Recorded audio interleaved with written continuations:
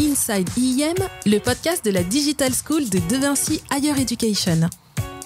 Retrouvez interviews, actus, chroniques, bref, tout ce qui bouge dans le monde du digital.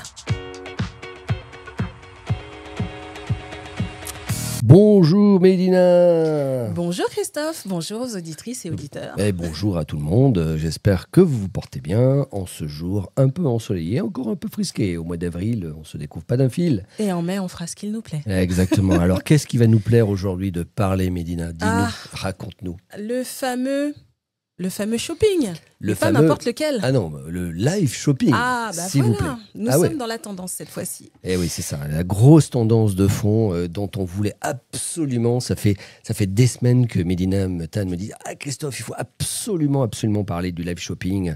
Il y a TikTok qui s'est lancé, alors ça fait longtemps qu'ils se sont lancés, mais grosso modo, voilà. Et elle me dit il faut absolument qu'on fasse un truc, c'est vraiment le sujet dont tout le monde a envie de parler. Donc voilà, on y est. Oui, on y est, et c'est vrai que c'est un gros travail d'observation. Tout le monde connaît alors le commerce, l'achat, etc. depuis la préhistoire, mais il y a une nouveauté avec le numérique, justement, Christophe. C'est que pour acheter, on n'achète plus de la même manière déjà depuis le Internet. Hein. Tu te souviens des vitrines On appelait départ alors, quand c'est passé à la télé, alors ça a commencé dans les foires, mais après c'est devenu ce qu'on appelait le téléachat. Oui. Tu vois Oui. ça existe toujours d'ailleurs, le téléachat. Hein. Ça fait les matinées des ménagères de moins de 50 ans d'il y a quelques années. Les ménagères, les gens qui attendent à la maison, ça occupe beaucoup de monde. On va dire que le live shopping, c'est une version assez moderne. Hein, tu vois, c'est une pratique, on vend en direct, ça c'est la condition sine qua non, avec des vidéos en mode streaming. Donc en fait, on prend des streamers dans tous les sens et on leur dit de vendre des produits en direct. Oui, et puis il y a un effet relationnel avec l'audience qui est beaucoup plus forte, puisqu'à la télé, c'était en distanciel, on ne savait pas trop, enfin c'était en direct, hein, et ça continue, je le mets au passé, mais ça continue, c'est en direct. Mais il y a un rapport différent avec les internautes, hein, tu vois, c'est une tendance très très forte. Je suis d'accord, il y a un rapport différent, n'empêche que les petites ficelles du téléachat sont quand même très présentes. Tu as souvent un animateur ou une animatrice qui pose les questions un peu bébêtes, et puis derrière, tu as l'expert qui a déjà tout testé le produit dans tous les sens, et qui va vraiment apporter son expertise. Oui, donc, un binôme en général, ça marche bien. Le binôme, ça marche bien. Hein. Ouais. Nous aussi, on est un binôme. Peut-être qu'on va se lancer dans le télé-shopping. Alors, on va laisser nos étudiants déjà tester la chose, parce qu'ils se sont lancés. C'est vrai que c'est une sacrée expérience. Ouais. Qu'est-ce que tu as noté comme tendance? Déjà, l'histoire du live shopping, moi, j'avais vu que c'était déjà en 2016, mais toi, tu as creusé un peu plus. On a creusé un peu parce qu'on s'est dit, ok, d'accord. Alors, c'est sûr qu'après, il y a un avant et après pandémie avec le live shopping. Ça, tu sais, c'est toujours un peu comme ça. Et le truc intéressant, c'est que ça ne s'est pas essoufflé en France. C'est vraiment devenu une expérience assez divertissante, peut-être un peu plus anecdotique, quoique c'est un phénomène qu'on retrouve sur le continent asiatique, puisqu'en fait, ce sont les géants chinois du e-commerce, comme Taobao, Live ou Douyin, qui appartient à TikTok, je ne sais pas si je prononce très bien, qui ont popularisé... Tu peux répéter avec l'accent, on va Douyin, ok. Ne cherche pas là-dessus. Ils nous en voudront pas. Ouais. Donc, en revanche, en Chine, tu vois, c'est devenu un canal majeur en termes de vente. Hein. Oui. Alors, en France, ça commence à s'installer, sûrement, il y a des expériences, quoique on verra, on en parlera. Mais en France, on a une spécificité, c'est la création de communauté et d'authenticité. Il y a une recherche un peu plus particulière. Oui. On ne va pas dire que c'est moins mercantile, parce que ça l'est, mais ça reste, tu vois, dans une logique communautaire. Et là, les jeunes, ils ont flashé dessus, quoi. Tu vois, ça... Oui, alors il y a deux choses. C'est vrai que sur le continent asiatique, on parle souvent de la Chine. Il faut se rappeler l'époque d'Alibaba avec les grosses soldes phénoménales, des comptes à rebours. Il y a des influenceurs qui sont très, très connus, qui présentent même... Il y a un spécialiste du rouge à lèvres qui est un homme qui fait des cartons de vente, et ils ont une forme de téléachat mécanique où tout est fait en accéléré. Alors, ils montrent... là, je le montre pour les personnes qui regardent à l'image. Alors, moi, j'ai juste une palette de maquillage. Alors, ils la montent en 2 secondes. Ils disent voilà, on a une palette de telle couleur, etc. Il la montre à l'écran, voilà, comme je le fais avec la main. Puis après, ça disparaît. On montre un deuxième objet et ça va très, très vite. Et en dessous, les internautes sont dans une forme de litanie hypnotique versus la version française où on va plus être... c'est le pays des littéraires. Hein. Oui, mais c'est vrai, tu vois, vois, dans une relation différente, effectivement. C'est vrai que la logique communautaire, l'influenceur ou l'influenceuse qui se mettait à vendre tout et n'importe quoi, heureusement en France avec la RPP, on a commencé à réguler ça. Maintenant, les influenceurs, ils ont l'obligation de respecter des règles assez strictes. Oui. Et ceux qui le font pas s'engagent à avoir des amendes assez costauds. Mais ce qui est intéressant, c'est de voir ce côté live. En fait, ce qui est intéressant, c'est pas de faire une vidéo qui va vendre un produit comme on retrouve chez les influenceurs. C'est vraiment le côté instantané. C'est-à-dire, en fait, c'est une sorte de réinvention de la relation client. Tu vois, c'est ça qui est intéressant. Finalement, la marque qui est toujours en recherche de contact avec ses consommateurs, de manière directe ou indirecte. Toi, tu parlais de direct to consumer, c'est-à-dire on a envie d'avoir la prise directe, c'est-à-dire d'avoir directement le consommateur en face de soi et qui est prêt à réagir en disant « ce produit, c'est génial, je l'ai testé, achetez-le ». Il y a un côté, tu vois, assez live, interactif. Il y a une interaction et surtout, on parle d'influenceurs, mais il y a aussi monsieur et madame tout le monde. Pour peu qu'on ait du bagou et surtout du rythme. Je vais prendre le cas, par exemple, des États-Unis où ils ont, notamment au Texas, des vendeurs hors pair. Alors, quand ils parlent en accéléré, ça fait comme ça, en fait, au niveau phonétique. Il y a une espèce de rythmique qui fait que les gens sont hypnotisés, un peu comme au marché.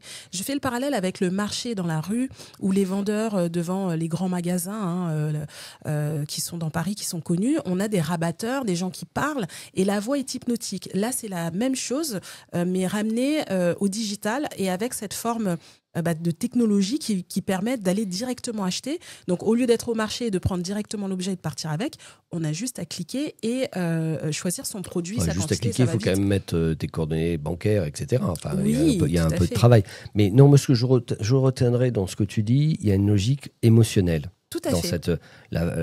Acheter un produit n'est jamais anodin, alors, sauf acheter du sucre, etc. Qu'on peut s'emballer pour acheter du sucre. Mais j'ai jamais vu ça, du live shopping pour acheter du sucre. Mais ils font tout. Ils font tout. Mais non, c'est le côté émotionnel. C'est-à-dire que dans le parcours d'achat aujourd'hui, c'est compliqué pour une marque aujourd'hui de vendre des produits parce que soit elle passe par un réseau de distribution existant, soit elle crée son propre réseau de distribution. Elle a créé son site e-commerce, ok. Elle a des conversions qui sont plus proches de 1%, 2%, alors ça dépend de la nature des produits. Oui. En fait, est-ce que tu crois que ça apporte vraiment quelque chose à une marque de faire du live shopping? Ah oui, tout à fait. Ouais. Aujourd'hui, on a par exemple, je vais prendre le cas de Netto, qui au mois de mars avait explosé le nombre de ventes de plus de 30%. Ouais. Ils ont développé tout un parcours live shopping et même du local shopping, c'est-à-dire qu'on a le live shopping et on a aussi tout ce qui est, on va dire, omnicanal. On va résumer ainsi. Le client trouve un Netto à côté de chez lui et il a aussi des animations commerciales en ligne. C'est juste incroyable. Donc, en gros, on peut soit acheter en ligne, soit suivre tout un parcours digital qui permet d'aller directement en magasin. Donc, ils ont réussi à trouver un bon équilibre. Il y a aussi Carrefour ou les marques de luxe qui se lancent en fait, dans ça. Aujourd'hui, c'est devenu, ça s'intègre de plus en plus dans ce qu'on appelle les stratégies omnicanales. Oui. Peu importe l'endroit par où je rentre pour acheter le produit, du moment que j'achète le produit. Mais je retiendrai juste un truc, ça c'est mon côté très marketeur. Oh, oui. Sur l'engouement, c'est... on a des taux de conversion. Les taux de conversion, c'est le pourcentage de gens qui vont acheter directement sur la plateforme, sur l'application. Oui. Effectivement, qui s'annonce très, très, très prometteur. On parle de 15 à 35%, Médina. T'imagines, c'est énorme. C'est-à-dire, à chaque fois que tu as une personne sur 3 presque qui peut, quand elle va venir sur le live, va acheter en ligne. Exactement. C'est colossal. Ça veut dire que parmi les personnes qui nous regardent, il y a potentiellement des personnes qui achètent en direct en suivant des vidéos et des personnes qui vont faire de la vente en direct. Effectivement. Oui, parce qu'en fait, je pense que c'est lié aussi. Alors, tu sais, tous les argumentaires, les fiches produits que tu as pour dire est-ce que j'achète pas sur le sujet. Là, en fait, le vendeur, il a un vrai rôle de conseil, de conseilleur. En fait, il va dire tiens, voilà, ça c'est mon blouson, c'est du cuir véritable, regardez. Il y a des questions en direct live aussi. Cette interaction, elle est fondamentale. Oui. Les gens aiment, les gens peuvent dire je trouve le produit pas bon. Bon, ça, c'est un phénomène de crise qu'il faut apprendre à gérer aussi. Mais donc, il y a une sorte d'humanisation de la vente qui est plutôt intéressant. Tout à fait, on l'a expérimenté avec nos étudiants d'ailleurs, qui ont eu un cours et qui va se continuer cet été, autour du live shopping. Ils ont pu voir que c'est complètement différent d'une vitrine. Il y a cette notion aussi de mise en scène qui est extrêmement importante. Il faut savoir que le consommateur, il a souffert aussi de l'inflation, des crises, etc. Et là, d'un coup, il accède à quelque chose. Alors, contrairement à l'enchère, lui, ce qu'il voit, c'est qu'il a un compte à rebours. Il y a toutes les ficelles qui permettent d'augmenter l'émotionnel. Tu as beaucoup insisté sur la notion d'émotion. C'est une réalité. Donc, tirer les ficelles de l'émotion, c'est quelque chose qui fait que le consommateur trouve l'offre irrésistible. J'ai une voisine aujourd'hui qui a une extension de sa maison avec piscine, etc. Et elle a tout refait. Enfin, sa maison, c'est devenu un château parce qu'elle fait du live shopping depuis le Covid. Ok. En fait, on est en train de donner le bon plan à tout le monde pour gagner de l'argent. C'est pas mal, intéressant. Alors, tu sais qu'on est en train de passer à une voie de maturation quand même en France. Oui. Hein. On parle aujourd'hui de 20% du chiffre d'affaires e-commerce mondial qui va être réalisé en live shopping. C'est colossal. Ouais. Donc, c'est une trajectoire, une croissance absolument incroyable, une démocratisation. Alors, moi, je le mets souvent en parallèle avec l'avènement des streamings, etc., sur Twitch, etc., qui est historiquement très focalisé sur les jeux. Oui. Mais en même temps, tu vois, quand ils font The Event, ils ont cartonné et récolté énormément d'argent. C'est une forme de live shopping, tu es d'accord avec moi? Alors oui, c'est surtout du love, on va dire love money. Enfin, pas love money, mais on est dans... C'est du live love shopping, en fait. C'est ça, c'est un peu... En live, on fait des dons. En fait, c'est la seule... Mais c'est intéressant parce que le numérique est souvent décrié. Ouais. En réalité, il peut y avoir de belles choses. On peut avoir des gens qui ont l'autonomie financière dans la légalité. On peut aider des toutes petites boutiques aussi à faire de la vente en ligne. Encore faut-il s'intéresser à tout ça. Ce que tu es en train de me dire, c'est qu'en fait, c'est pas que destiné aux Fnac Darty, H&M, L'Oréal, parce qu'on le veut bien, etc. On sait, ces gens-là, ils ont déjà commencé. On parlait, j'ai vu un truc là, dans une newsletter, Fnac Darty, ils ont fait plus de 150 lives en 2 ans, ce qui est colossal. Énorme. C'est incroyable. Donc, c'est assez fort. C'est quasiment presque un par semaine, presque, même plus. Donc, c'est vrai. Et alors, de l'autre côté, plateforme, YouTube, Instagram, Facebook et même Snapchat s'y met aussi. On voit bien que c'est un enjeu de transactions relativement important. C'est un enjeu parce que les marques ne savent plus comment faire. Et puis, c'est à la portée des toutes petites boîtes. Vous avez une toute petite la boutique du coin pourrait faire un live shopping. Elle a sa petite communauté, ses clients fidèles. Exactement. Et pour préparer les soldes, c'est pas mal. J'ai même ajouté une chose, les fameuses soirées Tupperware dont les femmes parlaient, etc. Ça s'est transformé parce qu'on a le live shopping, les femmes sont connectées, elles sont sur WhatsApp à discuter, des fois d'autres réseaux sociaux, tout en étant connectées. Parce qu'en fait, nous sommes maintenant des humains augmentés qui utilisons plusieurs réseaux sociaux. L'idée, c'est de savoir que deviennent les relations transactionnelles et des petites boutiques arrivent à s'en sortir grâce à ça. Ça, c'est intéressant parce que autant la réunion Tupperware en version moderne, sur de la lingerie, sur pas mal d'objets, etc., c'est intéressant, mais tu ne peux accueillir que la capacité de ta maison. Alors, sauf ta voisine qui a déjà construit un château, ça c'est plutôt pas mal. Mais en fait, tu peux accueillir une dizaine de personnes. Mais voilà. Alors que le live shopping en direct live sur les plateformes des réseaux sociaux, si tu veux 100 personnes, tu as 100 personnes. Tu vois, si tu vois, donc voire en fait, plus. Voire plus sur le sujet. Bon, en France, on aime bien, mais est-ce qu'on est prêt à tout basculer? Alors, en termes, je te donne juste deux chiffres. On parle de 1,3 million d'heures de live shopping visionnées en France en 2024. C'est pas mal, mais on est vraiment en retard. Par exemple, au Royaume-Uni, on est déjà à plus de 5 millions d'heures de vues. De visionnage, oui. Alors, c'est aussi lié au Brexit pour l'Angleterre. Parce qu'en fait, ils l'ont voulu, ils l'ont eu. Donc maintenant, fallait pas l'inviter, comme vous direz l'autre. Donc, ceux qui ont la capacité de faire des stocks font des live shopping pour proposer direct to consumer toujours. Mais il n'y a plus la location de la boutique, etc. Il y a toute une logistique derrière. Tu as quand même du stock, tu as quand même la gestion des stocks à gérer. Parce que et les envois, etc. Donc, le dernier mètre, il est quand même pas tip-top. Mais en revanche, pour les vendeurs, c'est royal au bar. Le top 30 des vendeurs en live, ils font plus de 100 000 € de chiffre d'affaires annuel, chacun. Oui, et c'est un début. Ouais, et alors tu sais, celui qui a battu tous les records, c'est un vendeur de cartes Pokémon qui a atteint 700 000 € en 18 mois.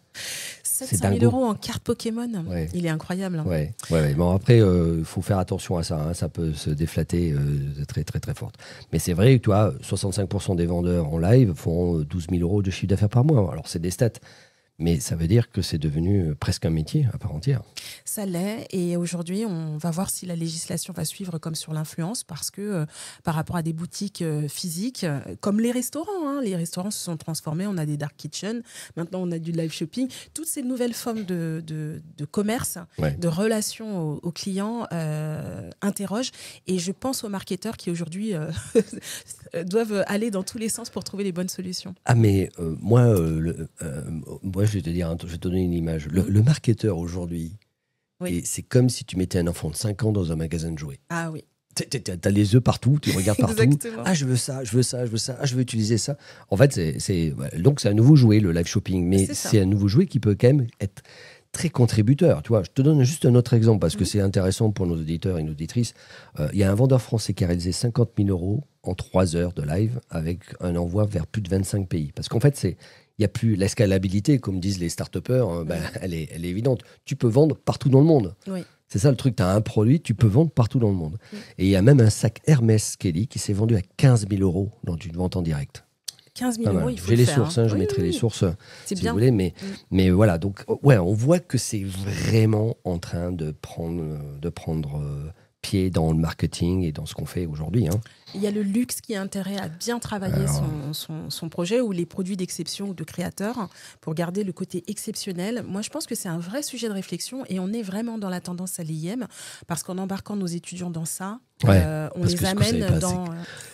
On va donner un petit scoop. Nous, on va faire du live shopping. On va expliquer aux étudiants comment faire du live shopping. On vous réserve des surprises pour l'année prochaine, mais alors ça va être énormissime. Version plus. Ouais. Alors, tu parlais du luxe. Alors la luxe, la mode, tout ça. Alors là, les séries, tout ce qui est lié aux séries illimitées, ça, on va avoir vachement de trucs. Tu vois, ça va être pas mal. Oui. Donc, oui, effectivement. Donc, le live shopping, c'est une tendance à suivre. Donc pour les personnes qui nous suivent, n'hésitez pas vous aussi, non pas à choper, mais à liker, commenter, partager. Parce que l'idée, c'est que vous allez voir, on continuera nos explorations des tendances. Et celle-ci, c'est vraiment celle à suivre. Et elle n'a pas dit son dernier mot. Non, en plus, il y a un autre phénomène corollaire du live, c'est le mode replay. Tu sais, on est habitué, le mode replay, on regarde son émission quand on veut, avec qui on veut, etc. Et a priori, ça aussi, ça marche. Parce que tu as 80% des vues et des commandes qui se font en mode replay. Donc, c'est du vrai faux live. Oui. Et c'est intéressant d'avoir cette... Toi, il y a par exemple La Redoute qui a fait ça. Alors, ils testent depuis pas mal de temps ce truc-là. Mais ils ont cumulé 5000 spectateurs en direct. D'accord, 854 en moyenne par show. Et avec un ajout au panier de 20% pendant le live. Donc, on voit bien. Et 80% des commandes sont faites en replay. Donc, on voit bien que c'est vraiment un phénomène qui permet de durer dans le temps. On parle, toi, en marketing, de lifetime value. C'est vraiment la longue traîne des replays va être corollaire des achats et de l'effet d'écho sur les achats. C'est pas mal. C'est la deuxième vie des achats. C'est excellent ta référence à La Redoute, qui était le champion de la vente à distance. Je trouve que la marque est résiliente. Elle essaye tellement de choses. Bravo aux équipes marketing. Nous, on trouve ça inspirant et on n'arrête pas, en fait. Ouais, mais tu vois, en fait, il y a tous les secteurs. Tu vois, en discussion de vin, tu peux le faire. Oui. Tu vois, tu prends un œnologue émérite, etc., qui va parler d'un vin, etc. En fait, ça, je pense que il y a un discours de fond et de vérité qui est intéressant avec la logique communautaire, etc. Et si les plateformes suivent, et ça simplifie, parce qu'en fait, tu dirais, si tu as juste à cliquer pour acheter, ouais, mais bon, il faut quand même avoir une logistique assez intéressante. Il faut que les plateformes soient au top. Et d'ailleurs, c'est pour ça que TikTok s'est bien mis depuis, en France, là, a décidé de lancer le truc. Donc, on voit bien que c'est vraiment une vague de fond qui est en train de travailler là-dessus. C'est une grosse révolution. Donc, affaire à suivre. Ouais. On est en test là avec quelques étudiants. L'année prochaine, ça va aller encore plus loin. On est dans du crescendo. Donc, 2 ans de recherche là-dessus. Maintenant, une mise en place. Et l'année prochaine, ça va être waouh, affaire à suivre. Ouais, affaire à suivre. On fait juste une petite conclusion et puis après, on arrête. Bien sûr. Donc, on a dit secteur en pleine expansion, c'est une effervescence. L'amènement entre e-commerce et réseaux sociaux. Et ça, on sait que c'est vraiment un sujet. Alors on sait qu'on a l'avantage, c'est plus la référence, c'est plus les States la référence, c'est l'Asie. Oui. Ça aussi c'est une autre, et les mécaniques sont assez différentes. Il y a une quête d'expérience, une quête d'engagement, et les réseaux sociaux jouent un rôle mais phénoménal là-dedans. On voit bien le divertissement. Vous allez sur TikTok, vous vous scrollez votre fil et puis tout d'un coup, vous découvrez la personne qui va vous interpeller, vous dire « vous avez besoin de ça », etc. Et vous allez participer à des lives, etc. Donc, on voit bien que cette démocratisation plus large est en route, et pas que sur les jeunes, hein, parce que c'est vrai que les jeunes sont assez friands. On est vraiment dans une logique, une tendance de fond qui, je pense, va se confirmer en 2025. Et multi-réseaux sociaux, ça c'est très, très, très important. Donc le e-commerce n'a pas fini de son dernier mot, je pense. Exactement. Bon ben voilà, on a fait un beau tour d'horizon. Est-ce que toi, tu es prêt à live shopper, Christophe? Alors, j'ai jamais live shoppé, mais ouais, je serais tenté.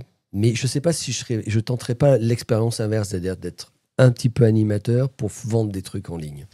On pourrait se lancer dans un challenge comme ça pour voir. Et pourquoi pas. Et vous qui nous regardez, n'hésitez pas à nous commenter cet épisode et dire si vous live shoppez et comment ça se passe. Exactement. Bon, écoutez, chers auditeurs et auditrices, voilà, j'espère qu'on vous a intéressé au live shopping. Plein d'infos à suivre, Trend Topics à nous suivre dans nos différents les podcasts. différentes plateformes. Voilà. Oui.